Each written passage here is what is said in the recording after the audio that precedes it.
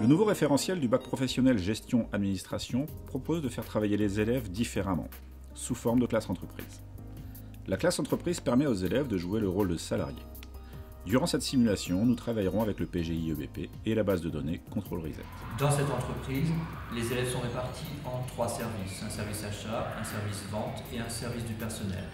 Dans chaque service, un élève joue le rôle de chef de service, les autres élèves jouent le rôle de collaborateur. Je vous ai réunis ce matin afin de prévoir les différentes opérations commerciales que nous allons mettre en œuvre d'ici la fin de l'année. Depuis le 20 octobre, on constate une augmentation de nos ventes, mais nous considérons que ces augmentations ne sont pas suffisantes. Nos objectifs, nos prévisions de vente doivent évoluer encore d'ici la fin de l'année. Bonjour à tous, donc ce matin j'étais en réunion avec le PDG. Notre sujet de discussion c'était une opération commerciale de fin d'année. Nous avons parlé des objectifs à faire. Pour nous, ça sera la prospection pour attirer les nouveaux clients. Ensuite, ça sera la promotion de fin d'année pour les clients actuels.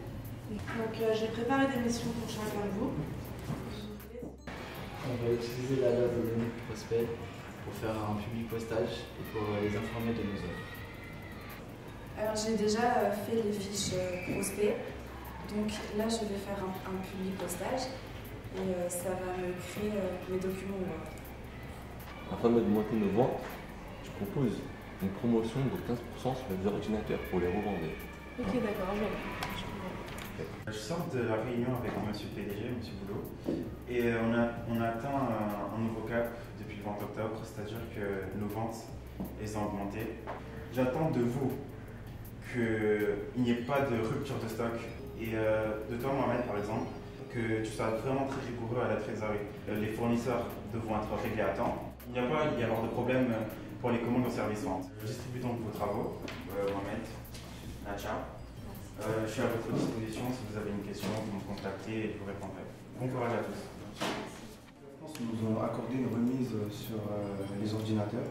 Donc j'ai procédé à la création d'une promotion fournisseur. Suite à la réunion de ce matin que j'ai avec le PDG, nous avons constaté une augmentation sur les ventes. Suite à ça, nous devrons embaucher un nouveau salarié. Nous devrons aussi contrôler les congés et les absences. Et nous verserons une prime exceptionnelle pour le mois de septembre. Elle est combien la prime? Alors pour les assistants, elle sera de 120 €. Et pour les chefs de service, 180 €. Bon courage. Merci. Alors aujourd'hui j'ai pour mission de calculer les bulletins de paie du mois en tenant compte des primes exceptionnelles et des heures supplémentaires. Alors pour ce salarié Adrien, il a droit à 120 € de primes. Alors voilà, le bulletin a été édité, je n'ai plus qu'à l'imprimer.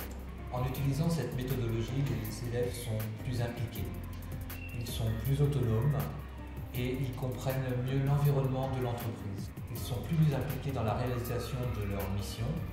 En conclusion, j'ai une classe motivée et des élèves mieux préparés à entrer dans la vie professionnelle. Cette méthode de travail est plus proche de la réalité. Cette méthode me prépare pour l'avenir. C'est trop cool et c'est simple. Je comprends mieux le fonctionnement de l'entreprise. C'est agréable d'utiliser un outil simple.